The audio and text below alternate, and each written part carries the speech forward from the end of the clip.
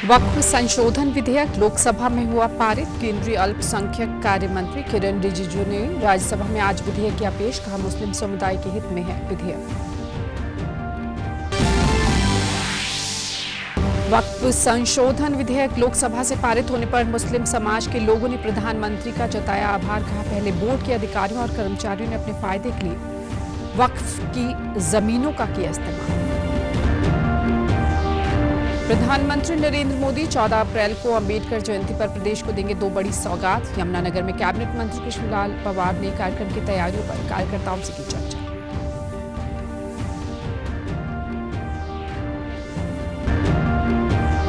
और विधानसभा उपाध्यक्ष डॉक्टर कृष्णलाल मिठा ने हरियाणा युवा संवाद कार्यक्रम को बताया भविष्य की नीतियों की प्रयोगशाला।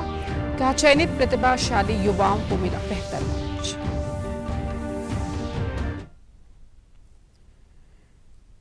नमस्कार, मैं हूं रजिंदर कौर। अब समाचार विस्तार से। लोकसभा में वक्फ संशोधन विधेयक पारित हो गया है। लोकसभा में कल देर रात तक लगभग 12 घंटे से ज्यादा इस विधेयक पर हुई चर्चा के बाद विधेयक पारित कर दिया गया। लोकसभा में 288 सदस्यों ने विधेयक के पक्ष में और 232 सदस्यों ने विधेयक के विरोध में मतदान किया। आज केंद्रीय अल्पसंख्यक कार्य मंत्री किरेन रिजिजू ने यह विधेयक राज्यसभा में पेश किया, जिस पर चर्चा जारी है। उन्होंने कहा कि व्यापक रूप से देश भर से विधेयक के बारे में मिले सुझावों और जेपीसी द्वारा दिए सुझावों पर काम किया गया। जेपीसी ने 10 शहरों में जाकर सुझाव इकट्ठे किए और देश भर से 1 करोड़ से ज्यादा सुझाव मिले। मौजूदा समय में वक्फ की 8.7 लाख 2 संपत्तियां हैं। उन्होंने कहा कि मुस्लिम भाईचारे के हित के लिए यह विधेयक लाया गया है। अगर वक्फ का सही इस्तेमाल होता तो देश बदल गया होता। संसदीय इतिहास में किसी बिल पर पहली बार इतनी लंबी चर्चा हुई और देर रात लोकसभा में यह विधेयक पारित हो गया।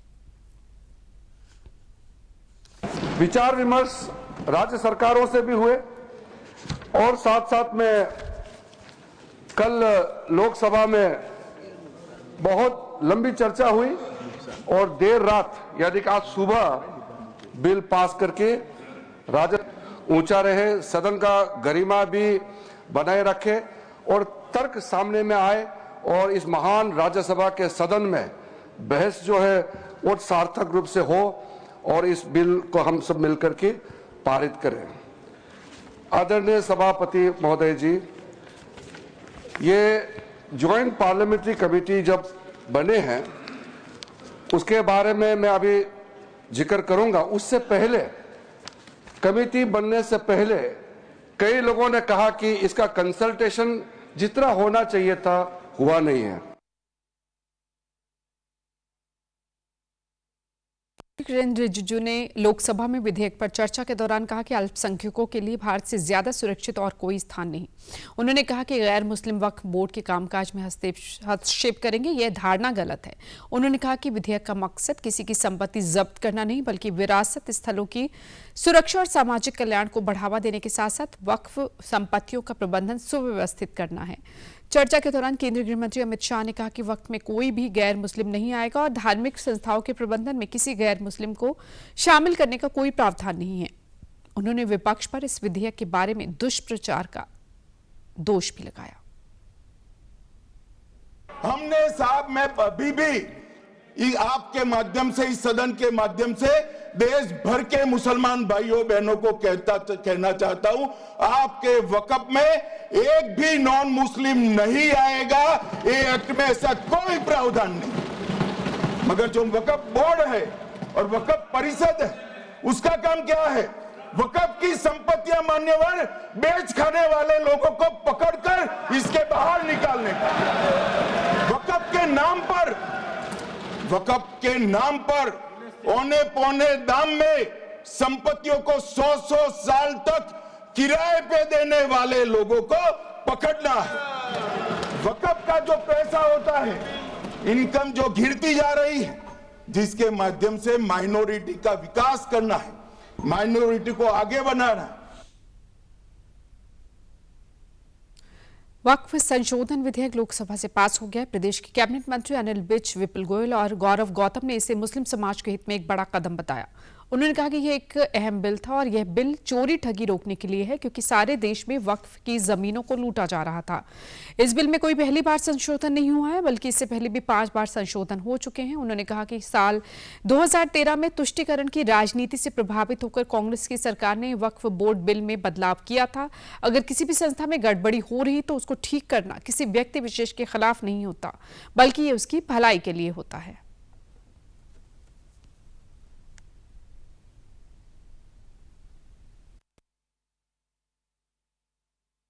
जो ज़मीनों की सारे देश में लूट हो रही थी, उसको रोकने के लिए ये अमेंडमेंट बिल लाया गया। ऐसा नहीं है कि इस बिल में पहली बार कोई अमेंडमेंट हो रही है, 5 बार पहले हो चुकी है। ये किसी मस्जिद के खिलाफ नहीं है, किसी मज़ार के खिलाफ नहीं है, किसी भी जो ऐसे संस्थान हैं उनके खिलाफ नहीं है।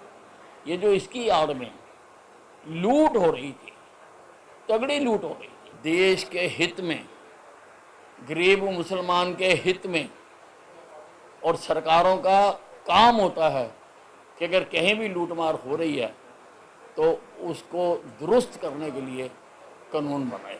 माननीय अमित शाह जी को, माननीय प्रधानमंत्री नरेंद्र मोदी जी को बहुत बहुत मुबारकबाद दूंगा, धन्यवाद दूंगा। एक ऐसा बिल जो संशोधित बिल पास किया गया कल लोकसभा के अंदर, जो अनियमितताएं थी, जो गड़बड़ी थी, उसको दूर करने का काम किया गया और किसी भी व्यक्ति को उसका नाजायज लाभ उठाने का मौका ना दिया जाए, इसलिए इसको संशोधित किया गया। और लोग जो इसके विरोध में बात कर रहे हैं, जो बात कर रहे हैं, किसी व्यक्ति के विरोध में नहीं है।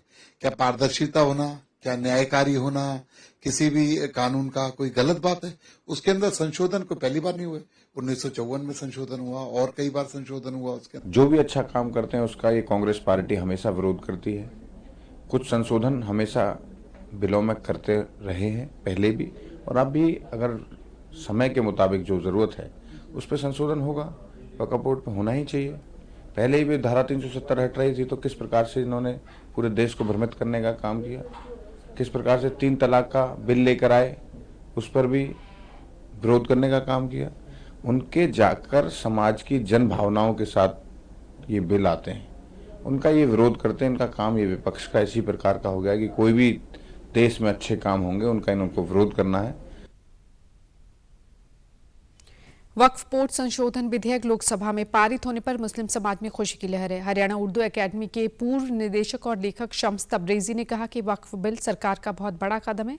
पूरे हिंदुस्तान में तीसरे नंबर पर वक्फ की जायदादें हैं, लेकिन फिर भी मुसलमानों का कोई लाभ नहीं हुआ। बोर्ड के अधिकारियों और कर्मचारियों ने केवल अपने फायदे के लिए वक्फ की जमीनों को इस्तेमाल किया है। बहुत से लोगों ने वक्फ की जायदाद को किराए पर देते हैं, परंतु सरकारी गजट में कम किराया चढ़ाते हैं। वहीं कुछ प्रॉपर्टी नाजायज तौर पर भी बेची गई है, ये भी उन्होंने कहा। वक्फ से बहुत ज्यादा अभी तक मुसलमानों की एक बड़ी तादाद को कोई फायदा नहीं हुआ है, और वक्फ के कर्मचारियों ने, मुलाजिमों ने, उनके जो ऑफिशियल्स हैं, अपने फायदे के लिए वक्फ की जमीनों को ज्यादा इस्तेमाल किया है। वक्फ जायदादों के नाम पर किराए सरकारी गजट में कम चढ़ाते हैं, लेकिन ज्यादा पैसे वसूल करते हैं। वक्फ का नाजायज इस्तेमाल हो रहा है, तो ऐसी सूरत में तो बेहतर ही है कि गवर्नमेंट इस प्रकार रवाई कर ले, और जो मुनासिब तरीका है जो पूरी कौम के लिए और जिसमें हिंदुस्तान के ही आवाम शामिल है, उनके फायदे के लिए ये काम हो, तो मैं समझता हूँ कोई बहुत बुरी बात नहीं है। वहीं स्थानीय निवासी कृष्ण अली ने कहा कि वक्फ संशोधन बिल के माध्यम से आम मुसलमानों की भलाई के लिए काम किया जा रहा है। मोदी जी हमेशा गरीब और मुस्लिम की भलाई के लिए काम करते हैं। 3 तलाक को खत्म करने जैसे अनेक कदम प्रधानमंत्री ने उठाए हैं, जिसका मुस्लिम महिलाओं को बहुत फायदा मिला है। पहले जो वक्फ बोर्ड की संपत्तियां थी उन पर कुछ प्रभावी लोगों, राजनीतिक लोगों का कब्जा था। अब जो विधेयक आया है उसमें पारदर्शिता रहेगी। पहले कोई पारदर्शिता नहीं, कोई जवाबदेही नहीं थी। कुछ जो प्रभावी लोग थे वही उनकी संपत्तियों को बेच के खुर्द बुर्द करके किराए पे दे के जो भी उसकी आमदनी होती थी सिर्फ निजी स्वार्थ के लिए यूज करते थे। आम मुसलमान को ये पता ही नहीं कि जो वक्फ बोर्ड बना गया हमारे फायदे के लिए बना गया है। और जैसे भी जो वक्फ बोर्ड बनाया गया था, जो गरीब लोग थे, गरीब मुसलमान थे, उनके उत्थान के लिए, चाहे उनकी पढ़ाई के लिए, चाहे उनके कौशल के लिए, वो कुछ लोगों का अपना एकाधिकार है बोर्ड के ऊपर। अब जो विधायक लाया जा रहा है इसमें हर आदमी की, हर अधिकारी की, बोर्ड के हर सदस्य की जवाबदेही होगी। तो सरकार का जो विधेयक लाया जा रहा है हम उसका समर्थन करते हैं। लोकसभा से वक्फ संशोधन बिल पास होने का फतेहाबाद के मुसलमानों ने स्वागत करते हुए इसे समुदाय के लिए एक नई सुबह की शुरुआत बताया। नूरानी मस्जिद फतेहाबाद के मौलवी साहब साबिर खान ने इस बिल के महत्व को समझाते हुए कहा कि वक्फ बोर्ड एक ऐसी संस्था है जो मुस्लिम समुदाय की संपत्तियों को धार्मिक और सामाजिक कार्यों के लिए संभालती है, लेकिन पिछले कई सालों से इसमें भ्रष्टाचार और गलत प्रबंधन की शिकायतें सामने आ रही थी। इस बिल को लाने की जरूरत इसलिए पड़ी ताकि संपत्तियों का सही इस्तेमाल हो और इसका फायदा असली हकदारों तक पहुंचे। यह बिल पारदर्शिता लाकर समुदाय को मजबूत करेगा। इसका हम स्वागत करते हैं। इसका जो फ़ायदा है वो गरीब लोगों को होगा। वक्फ की जितनी भी चीज़ें हैं, मदरसे हैं, कब्रिस्तान हैं, मस्जिदें हैं, ये सरकार के अंडर में रहेगी और इसका गरीब मुसलमानों का इसको फ़ायदा होगा। सबसे बड़ी बात तो ये है कि भ्रष्टाचार जो ख़त्म हो जाएगा। और कुछ लोगों का ये मानना है कि सरकार के अंडर में आने से जो ये मुसलमानों के हित में जो काम होगा वो कम होगा। ऐसा कुछ नहीं है, इसमें मुसलमान गरीबों का फ़ायदा बहुत है। वहीं समाज सेवी श्री विद्यासागर ने सरकार के इस कदम की सराहना करते हुए कहा कि पहले वक्फ की जमीनों पर अवैध कब्जे, गलत तरीके से लीज पर देना और रिकॉर्ड में हेराफेरी आम बात थी। इस बिल से अब ऑडिट सख्त होगा, डिजिटल रिकॉर्ड बनेगा और भ्रष्टाचार पर लगाम लगेगी, जिससे असली जरूरतमंदों को फायदा होगा। गरीबों के लिए कोई काम नहीं हुआ, कोई यूनिवर्सिटी नहीं खुली, कोई डॉक्टर नहीं आया, कोई कुछ नहीं हुआ। तो उस सारे को जो है, जो अनधिकृत जमीन है वो असली मालिकों को मिल जाए और जो वक्फ का वास्तविक काम है, जो गरीब मुसलमानों के लिए जो इसका उपयोग होना चाहिए वो वास्तव में हो जाए, इसके लिए वक्फ कानून पास किया गया है और हम इसका स्वागत करते हैं। सरकार ने बहुत ही सराहनीय काम किया है और देश की प्रॉपर्टी पर जो खाता ना भी, जो वक्फ कहे वही सही, इस प्रवृत्ति पर रोक लगेगी। गुजरात के जामनगर में कल भारतीय वायुसेना के जगुआर लड़ाकू विमान क्रैश में रेवाड़ी के रहने वाले फ्लाइट लेफ्टिनेंट सिद्धार्थ यादव शहीद हो गए। 28 साल के सिद्धार्थ की गत 23 मार्च को ही सगाई हुई थी। वे इकलौते बेटे थे। 31 मार्च को वे रेवाड़ी से छुट्टी पूरी कर जामनगर एयरफोर्स स्टेशन पहुंचे थे। रेवाड़ी में जब इस दुर्घटना की सूचना मिली तो शोक की लहर दौड़ गई। आज उनका पार्थिव देह रेवाड़ी पहुंचने की उम्मीद है। इसके बाद पार्थिव शरीर को उनके पैतृक गांव भालकी माजरा में ले जाया जाएगा, जहां उनका अंतिम संस्कार किया जाएगा। सिद्धार्थ ने 2016 में एनडीए की परीक्षा पास की थी। इसके बाद 3 साल की ट्रेनिंग लेकर उन्होंने बतौर फाइटर पायलट वायुसेना ज्वाइन की थी। उनके निधन पर केंद्रीय राज्य मंत्री राव इंद्रजीत सिंह ने दुख जताते हुए उनकी शहादत को नमन किया। वहीं जामनगर के कलेक्टर के.बी. ठाकुर ने घटना की जानकारी देते हुए बताया कि भारतीय वायुसेना का एक विमान दुर्घटना का शिकार हुआ है। हादसे में एक घायल हुए पायलट को अस्पताल ले जाया गया। इस हादसे में कोई अन्य जान और माल का नुकसान नहीं हुआ। जामनगर की सीम एरिया में एक एयरफोर्स का फाइटर प्लेन क्रैश हुआ है आज बहुत लेट इवनिंग को। एक पायलट को रेस्क्यू कर लिया गया है। इंजर्ड हालत में उसको जीजी हॉस्पिटल में शिफ्ट कर दिया गया है। प्लेन गिरने से जो फायर हुई है उसके ऊपर हमारी फायर की टीम ने कंट्रोल कर लिया है और with in half an hour और 45 मिनट्स पूरा रेस्क्यू का ऑपरेशन हमने खत्म किया है। सिविलियन एरिया यहाँ पर नहीं अफेक्टेड और कुछ भी सिविलियन कैजुअलिटी नहीं है। ओपन मैदान में एक प्लेन का क्रैश हुआ था और सारी सर्च और रेस्क्यू की कामगिरी अभी भी चालू है। एयरफोर्स की तरफ से ये फाइटर प्लेन होने की माहिती हमको मिल रही है और एग्जैक्ट कौन सा प्लेन था वो भी एयरफोर्स अथॉरिटी की तरफ से हमको कंफर्मेशन आना बाकी है। प्रधानमंत्री नरेंद्र मोदी 14 अप्रैल को प्रदेशवासियों को यमुनानगर में बने 800 मेगावाट के थर्मल पावर प्लांट की सौगात देने आ रहे हैं। इसी कार्यक्रम की तैयारियों के संबंध में कैबिनेट मंत्री कृष्णलाल पंवार ने भाजपा कार्यालय में कार्यकर्ताओं के साथ बैठक की और आवश्यक निर्देश दिए। इस दौरान उन्होंने बताया कि प्रधानमंत्री नरेंद्र मोदी बाबा साहब के दिखाए मार्ग पर चल रहे हैं और उनके सपने को साकार कर रहे हैं। बड़ी खुशी की बात है कि प्रधानमंत्री बाबा साहब की जयंती मनाने हरियाणा आ रहे हैं।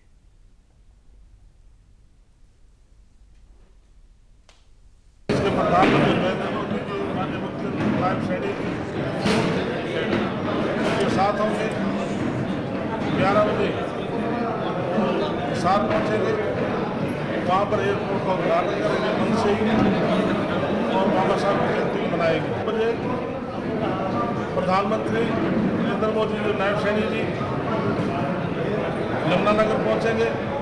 यहाँ पर 800 मेगावाट थर्मल प्लांट जो 6,772 करोड़ की लागत से बनेगा, मन से उसका भी आधारशिला रखेंगे। हम नमन करते हैं देश के प्रधानमंत्री नरेंद्र मोदी जी का, संविधान निर्माता बाबा साहब की जयंती को इतने बड़े सतर पर बनाने का जो प्रधानमंत्री खुद आ रहे हैं, और हरियाणा वासी सौभाग्यशाली है। उन्होंने बताया कि अवैध माइनिंग को लेकर सरकार पूरी सख्ती कर रही है। लगातार अवैध माइनिंग में लिप्त वाहनों को पकड़ा जा रहा है। साथ ही उन्होंने वक्फ विधेयक पर भी अपनी प्रतिक्रिया दी।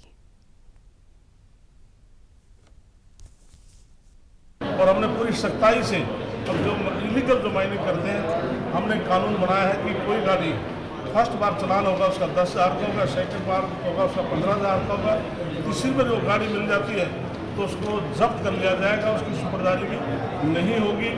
और जो शोरूम के अंदर उसका रेट है, जैसे 25 लाख का है तो उसको 10 लाख का उसका 5 लाख का जुर्माना होगा। जो नई गाड़ी होगी, जो 5 साल पुरानी गाड़ी होगी, और जो 25 लाख उसका रेट है तो उसमें 4 लाख। तो इस प्रकार से हम अलग अलग उसकी कीमत का हमने 50% जो उसकी गाड़ी की कीमत होगी हमने चालान के लिए रखा। सरकार चाहती है कि कोई भी प्रॉपर्टी देश की कोई गलत हाथों में ना जाए, सही तरीके से समाज के लोग हैं, समाज के लोगों में जाए। इसलिए वक्फ बोर्ड के बारे में जो रेगुलेशन लेकर आ रहे हैं वो पूरे देश के जो समाज के हित में जो लेकर आ रहे हैं कि प्रॉपर्टी का कोई मिसयूज ना करे। इससे पहले मुख्यमंत्री नायब सिंह सैनी कल समालखा स्थित सेवा साधना केंद्र में बीजेपी की प्रदेश स्तरीय कार्यशाला में पहुंचे। इस दौरान उन्होंने प्रशिक्षण शिविर के पहले दिन सरकार की उपलब्धियां गिनवाई और कार्यकर्ताओं को पार्टी की नींव बताया। पार्टी के मंडल अध्यक्ष जमीनी स्तर पर संगठन को मजबूत करते हैं। कार्यकर्ताओं की सक्रियता और समर्पण भाव से भाजपा आज इस मुकाम पर पहुंची है। भाजपा प्रदेश अध्यक्ष मोहन लाल बड़ौली ने कार्यक्रम की अध्यक्षता की। बाद में पत्रकारों से बातचीत के दौरान 14 अप्रैल को बाबा साहेब भीमराव अंबेडकर जयंती पर प्रधानमंत्री नरेंद्र मोदी हरियाणा को 2 बड़ी सौगातें देंगे, जिसमें हिसार स्थित एयरपोर्ट का उद्घाटन होगा और यमुनानगर में 800 मेगावाट बिजली की यूनिट का शिलान्यास करेंगे। इस कार्यक्रम की तैयारियों के लिए पार्टी के सभी मंत्रियों और विधायकों ने चर्चा की। प्रधानमंत्री के आगमन को लेकर रोहतक में 5 अप्रैल को एक बैठक का आयोजन किया जाएगा। प्रदेश के लोग प्रधानमंत्री का दिल खोलकर स्वागत करेंगे।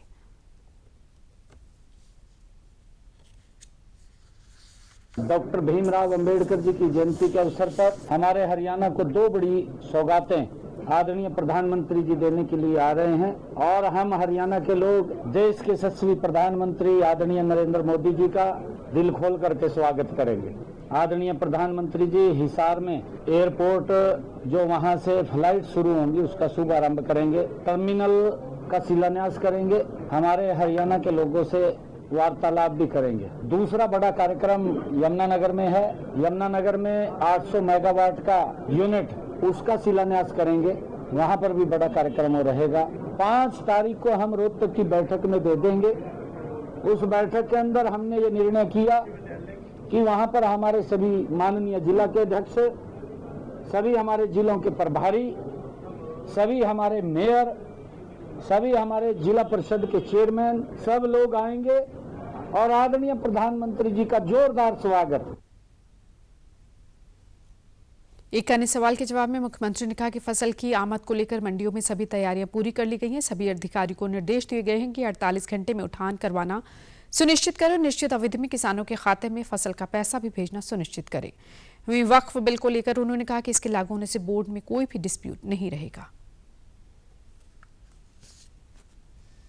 हमने पूरी तैयारी की हुई है, चाहे बारदाने को लेकर के है, चाहे उठान को लेकर के है, और हमने ये भी कहा है कि 48 घंटे के अंदर किसान के खाते के अंदर पैसा चले जाएगा। जो ही जो फार्म कटेगा उठान होगा, उठान होते ही किसान के खाते में पैसा जाएगा। और व्यवस्थाएं हमने की कई बार, क्योंकि आजकल मशीनी युग है और मशीनी युग के कारण बहुत ज्यादा मात्रा के अंदर तुरंत किसान अपनी फसल को काट करके मंडी के अंदर पहुंचा देता है। जब नियम प्रक्रिया होगी तो किसी को कोई दिक्कत नहीं आएगी।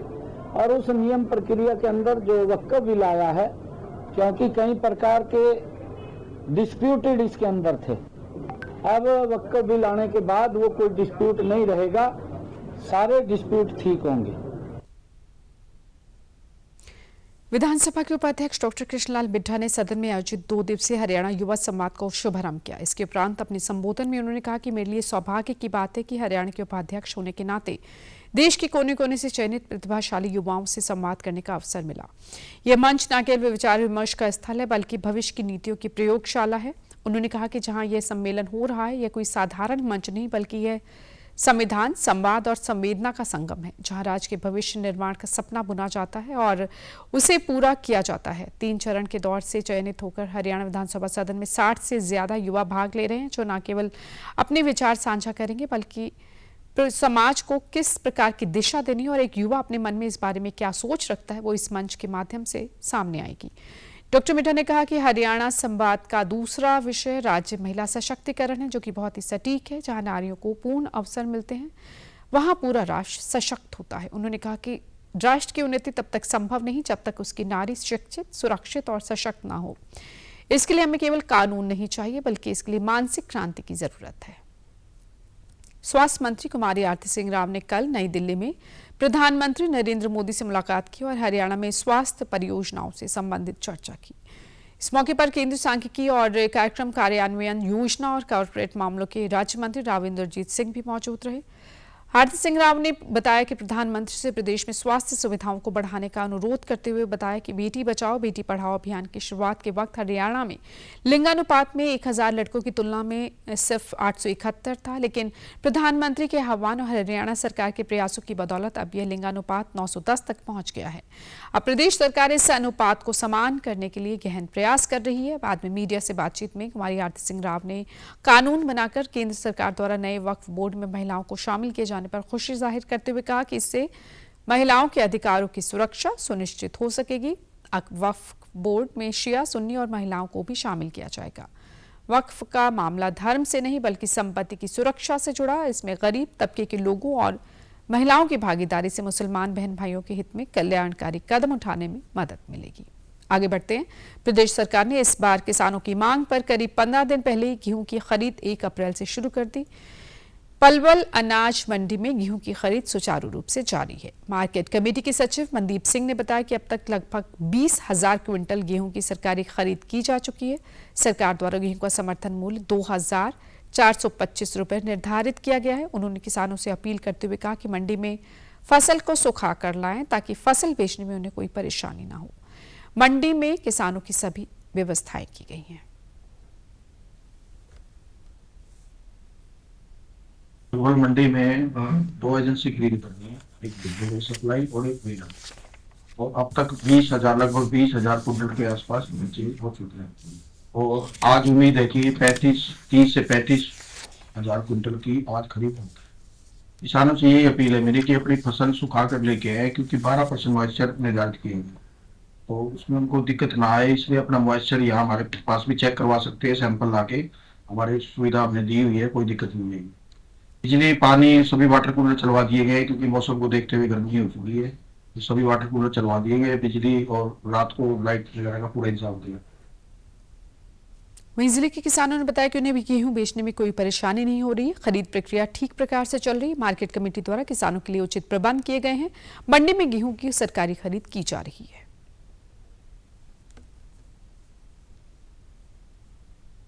मैं अपनी गेहूं की फसल पलवल मंडी में बेचने आया हूं। मुझे किसी प्रकार की कोई समस्या नहीं है। यहाँ पर बिल्कुल टाइम से टाइम गेट पास कट रहे हैं और गेहूं खरीद की पेमेंट भी गवर्नमेंट रेट पर अच्छी मिल रही है। मैं किसी प्रकार की कोई समस्या नहीं है। चौड़ी चांद के पास कोई भी दिक्कत कैसी भी ना रही, बढ़िया तुलाई चल रही है, बढ़िया गेट पास कट रहे, कैसी भी कोई समस्या ना है। सरकारी रेट पर खरीद रही और बढ़िया अपना सरकारी खरीद पे जा रहा है, बढ़िया दिक्कत नहीं है जी। कैसी कहीं खरीद रहा हूँ 2425 में 1 एकड़ का गेहूं लेके आया हूँ। यहाँ पर सरकारी रेट मिल रहा है, बढ़िया तोल हो रही है हमारे यहाँ पर, कोई परेशानी नहीं है। चंडीगढ़ सचिवालय में कल जन स्वास्थ्य अभियांत्रिकी विभाग के लिए हाई पावर परचेज कमेटी की बैठक हुई। जन स्वास्थ्य अभियांत्रिकी मंत्री रणबीर गंगवा और सदस्य शिक्षा मंत्री महिपाल ढांडा की अध्यक्षता में हुई विभागीय उच्चाधिकार प्राप्त क्रय समिति की बैठक में 3 एजेंडे रखे गए थे। बैठक में bleaching powder, poly aluminium chloride और स्टेनलेस स्टील स्कीन परचेजिंग को लेकर प्रक्रिया में शामिल हुई कंपनियों से कमेटी ने बातचीत की। इस दौरान पॉली एल्यूमिनियम क्लोराइड और स्टेनलेस स्टील स्कीम के 4.41 करोड़ के 2 एजेंडे स्वीकृत किए गए। जन स्वास्थ्य अभियांत्रिकी मंत्री रणबीर गंगवा ने कहा कि सरकार का मकसद यही है कि उच्च क्वालिटी की सुविधा जनता को मिले। वहीं रणबीर गंगवा ने कहा कि हरियाणा की सड़कों की मरम्मत के लिए विभाग ने खास योजना बनाई है। अगले 6 महीनों में इस पर विशेष कार्रवाई होगी। साथ ही प्रदेश की सड़कों के जाल को सुदृढ़ किया जाएगा ताकि आम जन के लिए बेहतर और सुगम सफर हो सके। मुंबई में 1 से 4 मई तक होने जा रही वेब समिट में सूचना और प्रसारण मंत्रालय के पास करीब 85,000 एंट्रीज पहुंच चुकी हैं। इस बात की जानकारी मध्य प्रदेश के पत्र सूचना कार्यालय भोपाल के अपर महानिदेशक प्रशांत पाचोरा ने भोपाल में हुई पत्रकार वार्ता में दी। इस मौके पर पत्रकार वार्ता में कॉमिक्स क्रिएटर चैंपियनशिप और अवार्ड्स ऑफ एक्सीलेंस के फाइनलिस्ट के नामों की घोषणा की गई। इंडियन कॉमिक्स एसोसिएशन के अजितीश शर्मा ने बताया कि मेक इन इंडिया तर्ज पर क्रिएट इन इंडिया की शुरुआत की गई, जिससे भारत के टैलेंट को पहचान और मंच मिल सके।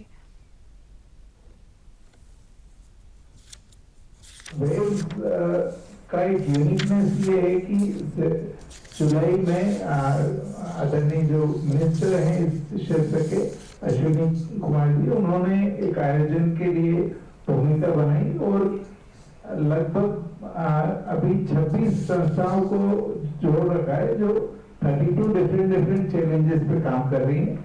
इसमें पूरे हिंदुस्तान से 2.5 लाख से ज्यादा लोगों ने नामांकन किया और उसमें 85,000 से ज्यादा लोगों ने अपने फाइनल सबमिशन दिए हैं।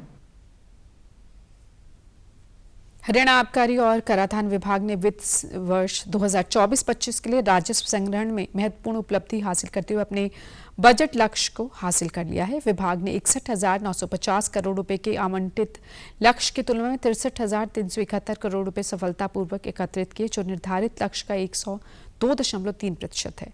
एक सरकारी प्रवक्ता ने बताया कि SGST संग्रह 39,153 करोड़ रुपए तक पहुंच गया है, जो 37,500 करोड़ रुपए के बजट से लक्ष्य से ज्यादा है और पिछले साल की तुलना में 13.77% की वृद्धि दर्ज करता है। इसी तरह उत्पाद शुल्क संग्रह 12,701 करोड़ रुपए है, जो 12,650 करोड़ रुपए के बजट लक्ष्य से ज्यादा है और पिछले साल की तुलना में 12% की वृद्धि दर्शाता है। उन्होंने बताया कि इस बीच वैट और CST संग्रह 11,517 करोड़ रुपए रहा, जो पिछले साल के आंकड़ों से 1.6% ज्यादा है। राजस्व सृजन में यह उत्कृष्ट प्रदर्शन कुशल कर प्रशासन, नीतिगत सुधारों और आर्थिक विकास के प्रति विभाग की प्रतिबद्धता को दर्शाता है। देश भर में चैत्र नवरात्रि का महापर्व श्रद्धा और उल्लास के साथ मनाया जा रहा है। आज नवरात्रि के 6ठे दिन मां कात्यायनी की पूजा अर्चना की जा रही है। मां कात्यायनी देवी दुर्गा के 6ठे रूप के रूप में प्रसिद्ध है, जो विशेष रूप से शक्ति, साहस और महिमा की प्रतीक मानी जाती हैं। दिल्ली के छतरपुर स्थित मां कात्यायनी मंदिर परिसर में भक्तों की भारी भीड़ देखी जा रही है। छतरपुर के कात्यायनी मंदिर से देखिए DD न्यूज के संवाददाता सुवेश की खास रिपोर्ट।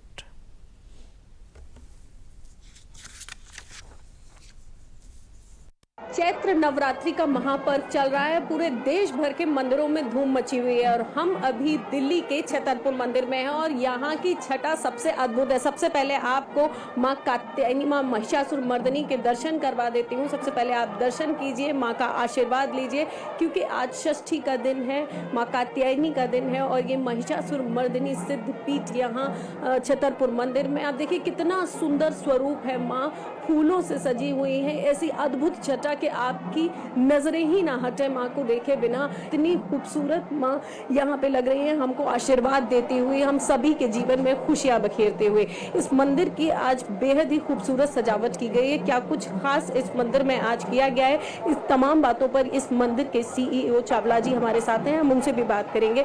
आज छठा नवरात्रा है और माँ कात्यायनी का दिन है। ये मंदिर श्री आदि कात्यायनी शक्तिपीठ मंदिर के नाम से प्रसिद्ध है और आज की देवी कुल देवी कात्यायनी माँ ही हैं।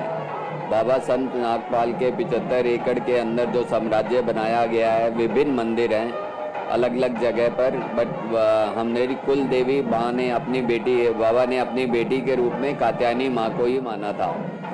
तो आज क्योंकि उनका दिन है तो ये हम सारे मंदिर को अद्भुत तरीके से फूलों से सजाया जाता है और इस काम में हम 2 दिन चाहे थाईलैंड के हैं, चाहे सिंगापुर से हैं।